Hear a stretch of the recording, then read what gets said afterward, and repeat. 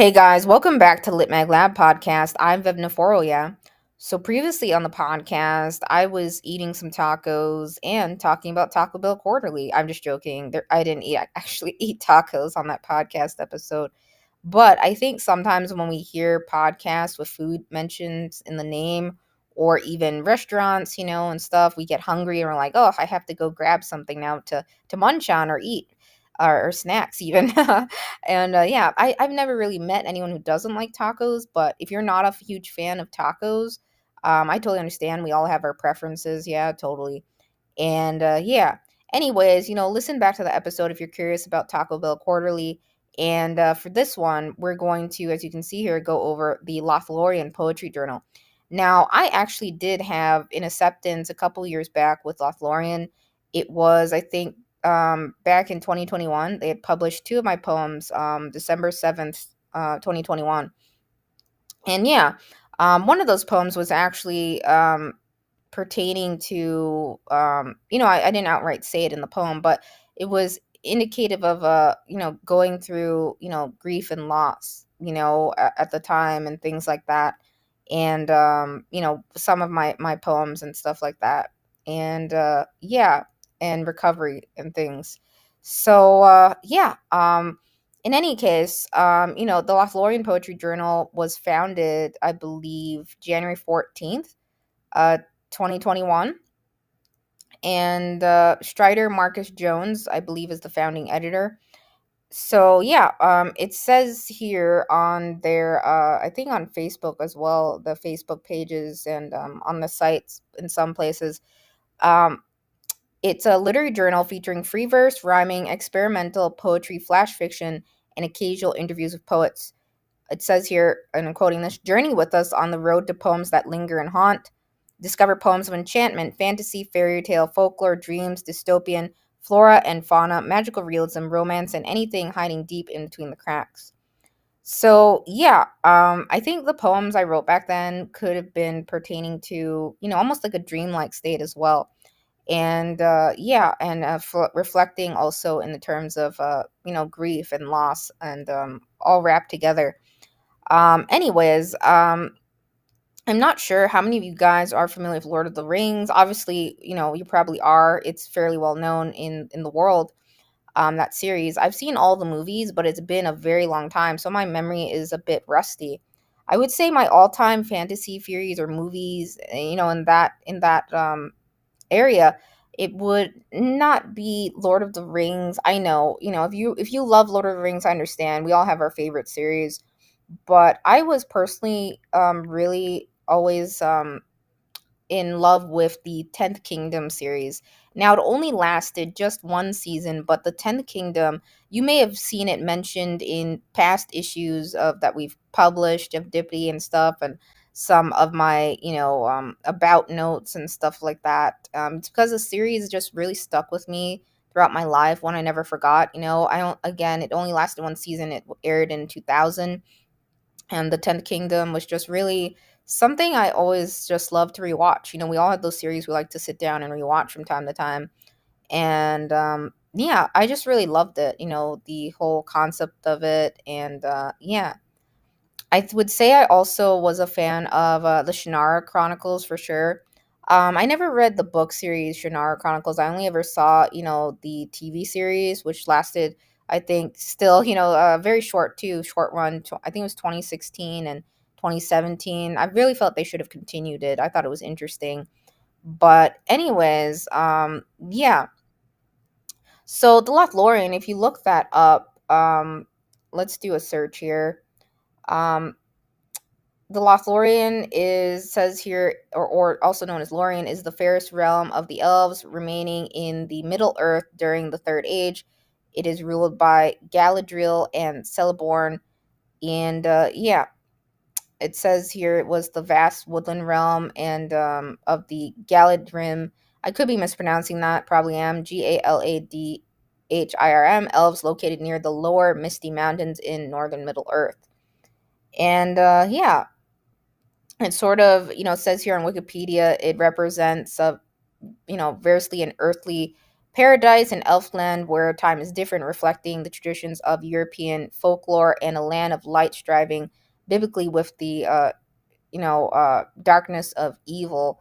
So yeah, so Lorien is the shortened version of Lothlorien, and yeah, I think it's also, I'm seeing here, um, Laurel Lindorinen, so Laurelindorrenan, and yeah, so it's a Sylvan elf kingdom in Middle Earth, and located near the Misty Mountains. Um, Fairest elven realm in the Third Age. The wood elves of the Lothlorien are called Galadrim. I could be, I think I'm mispronouncing that. I'm sorry, guys. And yeah, so the realm is ruled by Lord Celeborn and Lady Galadriel from their treehouse city of Karas, Galadhon. And yeah, so I think that's really interesting. It says Galadriel uses the elven ring Nenya to protect the realm from decay and harm. So yeah, I know I probably botched names there and stuff and messed that up, but I apologize.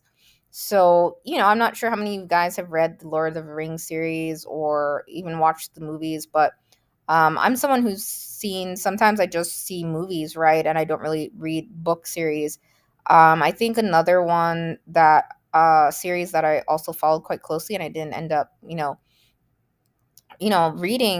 anything was the Shadowhunters, right? Shadowhunters. I've seen all the seasons of Shadowhunters or episodes. I'm not sure how many seasons. I can't remember how many seasons did Shadowhunters last. 3 seasons, was it? Yeah. So the 2016 Shadowhunter series.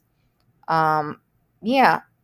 So is known as the Mortal Instruments, and yeah, I enjoyed that too. I watched the movie too, but I think I would have to say I really liked the TV adaptation series. Um, I never read the novels or the more or anything like that, or the books tied to the series. Um, but yeah, we all have our favorite series for sure. Fantasy wise and stuff. There was this one series, I can't remember, but growing up, I used to pick up these VHS tapes from the library and check them out, and there were all kinds of fantasy series based ones. Definitely, I think my all-time favorite book series would have to be, when I was younger, would be one of them up there would be the Animorphs Chronicles, again by Kate Applegate. And then I really enjoyed, again, I was a fan, I would say. It's not so much fantasy realm or anything, but Lemony Snicket series, the series of unfortunate events. And yeah, I also really loved, all of Rick Riordan's series, mainly just the Percy Jackson series and Olympians. I finished that, and back then, and I think there's like spin-offs now of those, right? And in the what else? Kane Chronicles. I really love the Kane Chronicles too. I don't know. There's just something about Greek mythology, Egyptian mythology that always interests me and stuff like that. But yeah, for sure, I would have to say the 10th Kingdom, hands down, is probably number one up there for me as an all-time fave. And, Shannara Chronicles and, Shadow Hunters and stuff too, in terms of series. But that's just me. Anyways, and I'm sure I've totally, watched vampire series and all of the ones you can think of for sure too. Like, what should I say? Yeah, of course, Twilight, right? And Queen of the Damned, that movie, and American Werewolf in Paris, and yeah. Anyway, sorry, I was trailing off into series here. Back to Lothlorien. So I think it's really cool what the Lothlorien does. It says Lothlorien Poetry Journal publishes periodically 4 to 6 issues every year. Contributors to each issue selected from the best work published on the journal's blog will be notified prior to publication and will receive a free PDF copy of the issue that features their work. A print version of each issue is available to purchase from the lulu.com shop. So they do use a print on demand platform, and that's okay. I know a lot of places do that. We totally have done that too. There are a lot of great ones out there, not just lulu.com. Lulu.com was also, I mentioned on this podcast, one of the first places I ever, self-published, some of my work as a kid. And it was cool. And I'm still using it myself today too. A lot of places are. I mentioned a couple other, POD, print on demand shops, that, possibly, and I did an article too, so you can look back at those episodes and, listen back on that in the audio portion of this earlier. So they're closed at the moment, but you can see their opening date was August 15th. It looks like the opening date looks like August 15th, 2025. And it's showing magical realism +3. If we click on this, you can see it opens in 13 days. So yeah, I think that's really fun. It says both print online up to 1,000, flash fiction, and then there's general poetry. So yeah, so it opens soon. I would say I've seen them pretty much open, almost year round. I could be wrong, but anyways, that's awesome. The response time, it's been averaging, it looks like, about 52 days in ChillSub's tracker stats. And then the editor inserted one is 28 days after submission. Now this acceptance rate is not accurate. I don't believe at all. That's just because not an no when more poets enter in and track their stats or acceptance decision in chill subs, that's going to reflect closer to what the editor reports, right? So eventually I'm sure that'll change. It won't be 100% acceptance.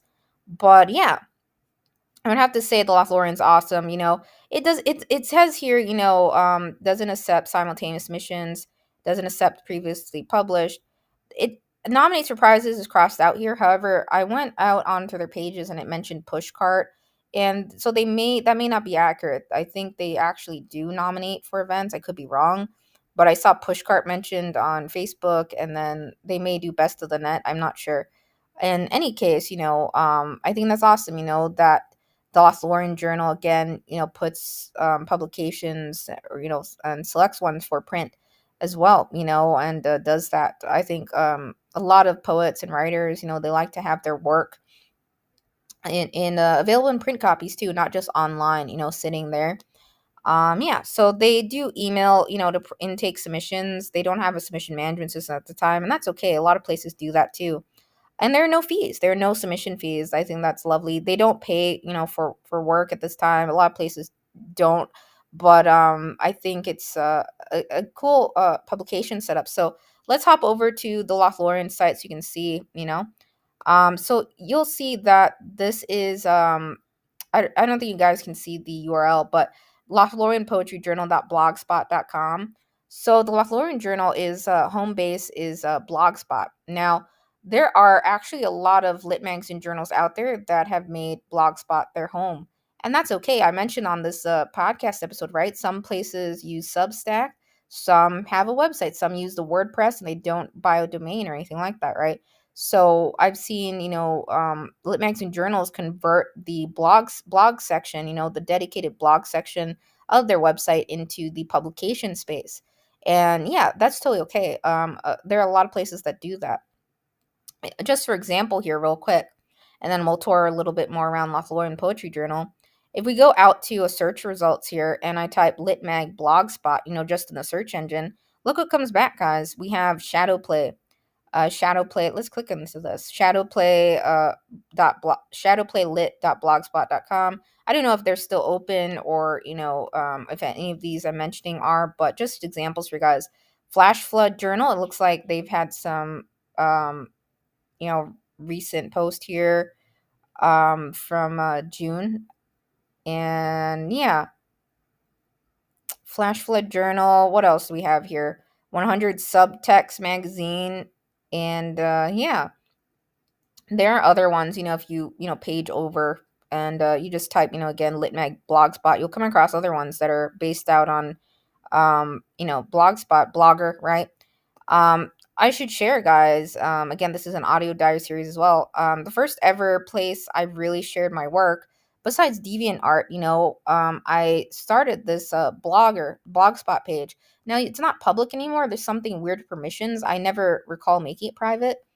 But anyways, I have some of my drawings still up, from the old days in a couple different places, and I'm still working on uploading them because I discontinued my DeviantArt profiles, so I'm re-uploading them in a couple different places. My old computer mouse art drawings. So real quick, I'll show you guys and share with you. So yeah, this was my blog spot.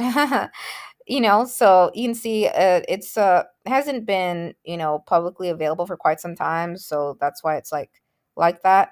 But yeah, I had at one point in time, these aren't all my drawings. I have several hundreds that I did over the years.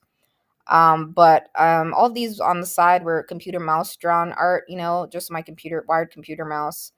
And yeah, I always had this black wired computer mouse, and then like one of those ergonomic pads under my wrist, and that's how I draw. I did some of these in Microsoft Paint and in GIMP, And sometimes I would occasionally upload sketches like Jim Hawkins from Treasure Planet, and I did Adventure Time fan art and regular show fan art, some morph art. And yeah, so I had a lot of fun drawing this with my computer mouse for sure. And you can see I have a funny sense of humor, I guess. But yeah, so I was really proud of myself doing these because I did it with my computer mouse, and you have to have a steady hand for that for sure. And others couldn't really tell I drew it with my computer mouse, which was cool. I grew up watching Cartoon Network, Nickelodeon shows.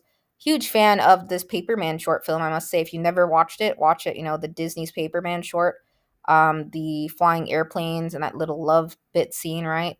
Yeah, so it's a great short film. There were some phenomenal short films over the years. So yeah, so that was a sketch I did, and Ed and Andy, right? Cartoon Network, and some of these are originals, and not all fan art, ones, and yeah, so and Snoopy. This was a popular one I did back in the day, and yeah, I had a lot of these on DeviantArt, but I stopped posting. Right, I stopped posting on Blogger. The background isn't my drawing; it was just some splash replicated thing I did for fun. But yeah, all these drawings are mine, and that are posted here. And yeah, I was someone who watched a lot of Adventure Time for sure, and I turned a lot of these into magnets and stickers too, which are still available. And yeah, of some of the original ones. And there was this fan art program that like Redbubble had too, where you could do approved prints and stuff. They partnered with Cartoon Network and some other places too. I don't know if they're still doing that, but I can't remember. So yeah, this isn't active. It's not public anymore. But I just wanted to share that real quick with you guys. Yeah. So let's go back to Lothlorien Poetry Journal here. Yeah. So you can see we scroll down, it's divided into sections here, right? So patron knights of Lothlorien Poetry Journal. I'm not sure what, I haven't been on their site in quite some time. Their blogspot page. So yeah, you can see here they have you can see examples of issues like the cover. And guys, look, it's Roads to Serendipity. Oh my gosh, for those of you listening to this episode, right, I run Dippity Lit Mag, right? So anytime I see serendipity, I just like, oh, that's cool. Dippity is short for serendipity, but we don't call ourselves. There are a lot of magazines out there that have the name, or a lot of businesses actually with serendipity, or other ones out there, right? And but we're just Dippity. So yeah, Roads to Serendipity. I think that's fun. I may have to get that one. That's really cool. Volume 12. When was that one? I don't know. Anyways, so yeah. You can see that the volumes linked on the side, donation links, and total page views. Look at that, guys. That's amazing. Yeah. So they visibly let you see page views, and so you have like some readership stats there. They have a search for the blog section, and then I like places that have like years there. You can search things by years and look at past ones, right? So yeah, that's amazing. Look at the numbers here, guys. That's a lot of work. The amount of publications in here. That's really cool. And you can see it's international, right? We have Canada, Australia, Ireland, um, all publications, from different, I mean, poets and writers from different parts of the world. It looks like, I don't know if all these were poems, or those were donations. Sorry, those were donations. So yeah, but anyways, that's cool. You can see that they have traffic from all over the world on Lothlorien Journal. I think that's really amazing.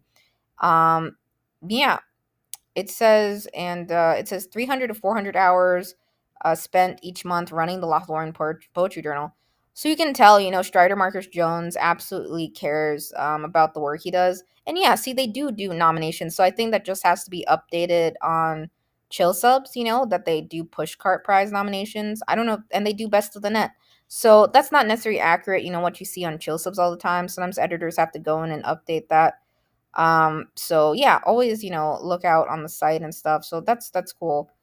Submission guidelines, is here. Everything's, you can easily find it, and that's really nice, Um, so yeah, it says submissions will reopen August 15th. And yeah, poems include 1 to 5 poems in the body of your email.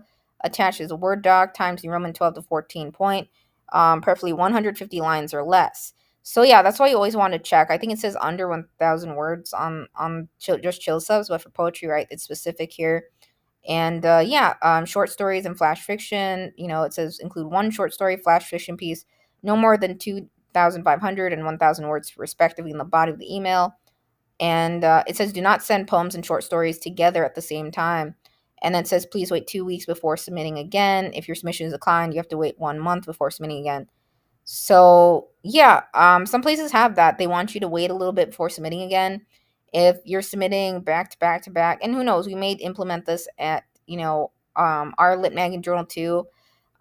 Since we let poets try again. Totally, we don't have restrictions on that at our Lit Mag Journal, right, Dippity.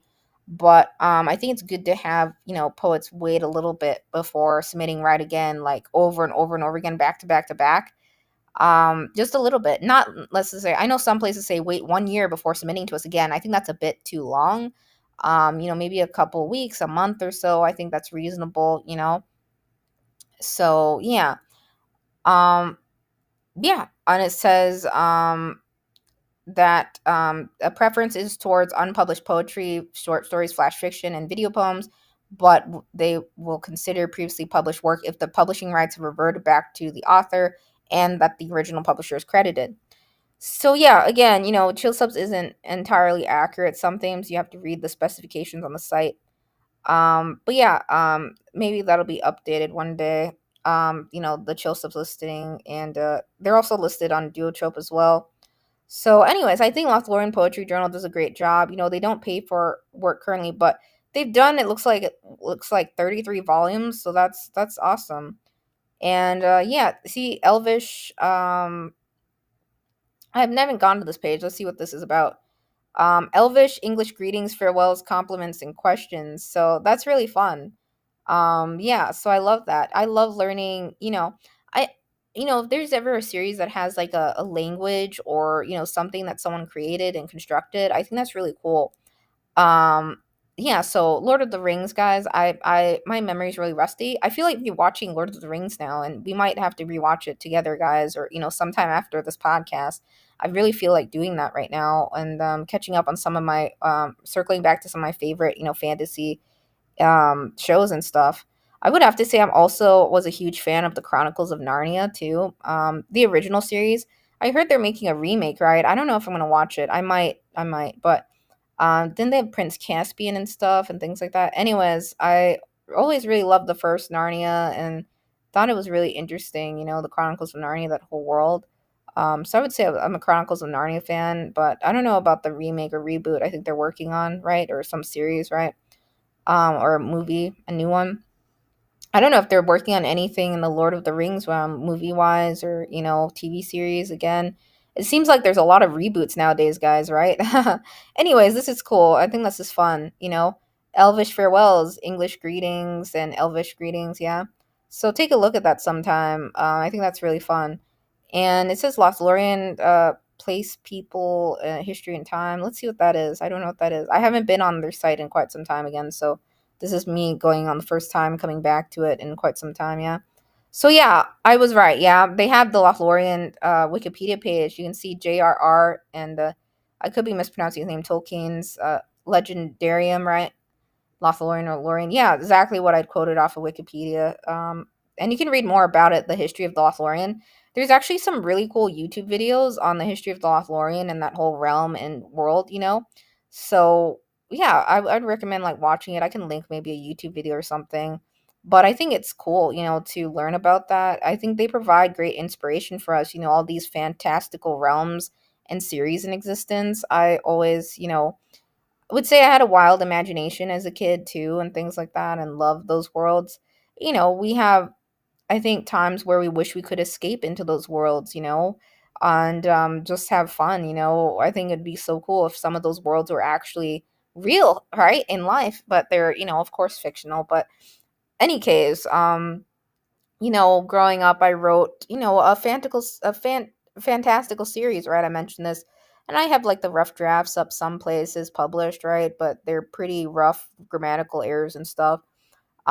Series I wrote in middle school and high school, like Cryptic Hats and stuff. And that really required me researching European folklore a little bit and some, things in Ireland and elsewhere. And actual, sometimes we have uh, fictional work, but we loop it back to including some actual real places and, could be islands, could be plots of land or historical elements and notes in it, right? And yeah, that's really cool and fun to do so. So, Strider Marcus Jones, I think he does a really good job. You can tell he absolutely does care. Tons of, just look at, the amount of publications in there and the issues and the volumes. He makes sure that there are volumes and issues, on lulu.com, that are available. And yeah, so that's Strider. And yeah, that's really cool. So I always like to see that, editors have, share about their background and yeah, and a little bit about themselves. And I think that's important and cool that we learn about, who's operating behind the Lit Magger Journal. So, if we click on this volume 33, let's see, it should take us out to lulu.com, right? Yeah, it does. So you can see you can pick up, issues on lulu.com of Lothlorien Poetry Journal. That's really cool that they're on volume 33. And yeah, so it says from 73 internationally renowned poets and fiction authors. It says, join these vortex voyagers on this journey through life and its myriad relationships, real and imagined, where folklore, mythology, realism, and dystopia mingle and merge, casting light on secrets and shadows. Yeah, so I think that's really cool. And yeah, I feel like I should definitely pick up one of their volumes sometime. I haven't, but I think it'd be cool. I definitely should. I'm someone who really loves mythology and folklore myself, and yeah, I have a collection of some books tied back to that that I've collected over the years for sure. And yeah, I was a huge fan of dystopia growing up too, and tales. So yeah, there are other ones on lulu.com, right? And you can typically find it when you click on right the name and stuff, right? You can see there are, other volumes in here, 31, 32, right? And yeah, so I think that's cool, So if you're a poet looking for a place to submit, check out Lothlorien Journal. They don't pay again, but I'm not covering on this podcast just places that have no fees and pay for acceptance or for your work, if you get an acceptance. I'm covering a wide range of places, right? Places that have some minimal fees or could have some, eyebrow raising fees, or some that, are fee free like this, and do a pretty good job of, showcasing the work and doing print and online. It's hard to juggle both for sure. And I think, again, Lothlorien is one that I've always remembered. Yeah, it was one that always, that name just always, I remembered it. So I wanted to take the time to share it. And yeah, so what else? Well, I won't go over every single thing, on those pages of Lit Magazine Journals, and I don't always show the masthead pages. So just know that when I'm doing these episodes. But, if you, poke around a little bit more, sure. Yeah, you may come across more things too.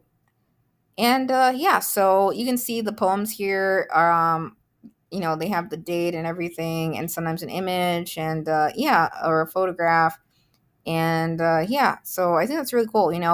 I love reading, international journals and, lit mags. I think it's really fun, and yeah, but again, really love how everything's segmented by year here. I think Blogger, Blogspot, it has always been, reliable. I was totally, I would say, a fan of Blogspot back in the day, when I had my drawing blogs. I had more than one, by the way, but I discontinued some. That one's not public anymore, but I have other ones, where I place my art again. But I think it just goes to show you, something like Blogger, blogspot.com places, they can be leveraged to sustain publications, for years and years and years. Substack is one that is, you know, fairly well known today too, right? Medium and stuff like that. I feel like chill subs again should have, if we go back here out to chill subs, and we go here, so see how it has medium. I feel like chill sub should add Substack and maybe even, other for like Blogger, or Blogspot, because there are a lot out there, that are, not just, places that have their own websites, but have, use like platforms like Medium, Substack, Blogger, Blogspot, .com spaces to facilitate publications both print and online, right? I mean online, and then put them in print even. Some places are solely online, and that's okay too. So, I think it just is a prime example. Again, this is another example I wanted to show you of a literary journal, right? That is on, Blogger, blogspot.com space. And has been continuing a really great series. And yeah, so I've hopped in from time to time on Lothlorien Journal, but it's been a while since I've been on the site. So again, check it out. And yeah, that's pretty much it. So I think Lothlorien's awesome. I always thought this was really cool too. And yeah, I think everything, I think important, it's important, everything's easy to find and, clear, right? The guidelines, nominations and stuff, that the editors, keeping track of all of that. And it looks like that's being done. So I have to say, really awesome job. And yeah, you don't always need necessarily your own website to facilitate a literary journal. A lot of places do really well with, some spaces, again, on Substack, Medium, Blogger, again. So you have a lot of options out there thanks to technology, right? To facilitate, let's say you want to make your own literary journal or publication, right? Series, and intake submissions internationally. There are a lot of easy ways to do it. It doesn't take much, but it does take time. Strider, right? He mentions that, he's invested, several hundred hours into, Lothlorien and doing this and reading submissions very carefully. So you can tell it is going to take, it takes time, right, to run a literary journal and magazine. No doubt. So I love when poets, I love when founding editors and writers, right, or others, just let us know, like, yeah, this is how long it's been taking me to go through submissions. This is what it looks like. And I go out on social media and see that, founding editors are communicative, like, hey, we're going to take a break here, but we'll be back open, this August at this date. And or they keep others updated in some place, right? So I saw that, and I think that's really cool, again, what Lothlorien does. So check it out. I would have to say, one PS note, guys, so there aren't a lot of lit mags and journals out there that are really keen, I would say, on rhyming poetry. Now, back in 2021 and around 2022, a little bit prior to 2022, I was again in I would say, a rhyming phase where I had like nearly every work I ever created rhyme or rhyming poetry. I don't know what it was, but so a lot of my work back then ended in end rhymes and stuff. But I think Lothlorien is one of those places that is not, doesn't shy away from rhymes. If they love your work, they're not like saying no, you can't have rhyming poetry or anything like that. Lothlorien's open to that. I think that's really nice. They're one of the few places I'm aware of that is okay with that. There are some places I've come across in the literary magazine and world space saying like, we don't want to see these rhymes, or they word it differently, like in terms of rhyming poetry and stuff like that. I had submitted a lot of rhymes to various places and things like that, and Lothlorien was one of the places I came across that seemed to be all right with that, and yeah. So I think that's cool. There are a lot of really beautiful, by the way, stellar poems that have end rhymes and stuff, but you have to do it in a way where it doesn't feel right forced, or like you're trying to make this rhyme and it feels disconnected, right? Or just like thrown in there just to make it rhyme. It has to have a purpose, right? You're not just rhyming for the sake of, it has to follow this pattern of rhyming, but it doesn't make sense or feels forced. You don't want that. So I see oftentimes, even on our reading team, we see where it's oftentimes too forced, right? The end rhymes and stuff, and it doesn't feel natural or flow well. End rhymes are fun, totally. I grew up reading a lot of rhyme poetry. Again, I'm a huge, fan of various poets, right? Shel Silverstein and others, right? And yeah, so there's a way to do it, right, to make a strong, rhyming poem, absolutely. But yeah, anyways, I think if you love, fantasy and things like that, for sure, magical realism, it's pretty awesome, yeah, so again, I this just goes to show you again, sometimes the listing on chill subs may not match what's on, the actual site or space of the journal. And sometimes, editors just haven't gotten around to it, and that's okay, it happens. Yeah, but maybe this will be updated, right, to nominate for prizes and stuff like that, and changed a little bit, yeah, in any case, yeah, you don't always, a lot of literary journals and magazines operate without submission management intake systems. And yeah, so you can see Lothlorien Journal has been going strong. They're on, volume 33, and I hope they continue. I would say it's a, a poetry journal that was always very memorable in my mind. So I wanted to take the time to share this one too. So that's pretty much it, guys. So yeah, check out Lothlorien, and it looks like they'll be opening back up here this August, or I think I saw there was some life event or something on social media. I can't remember what. In any case, I think Lothlorien is very cool. Yeah. So take care, guys. Yeah.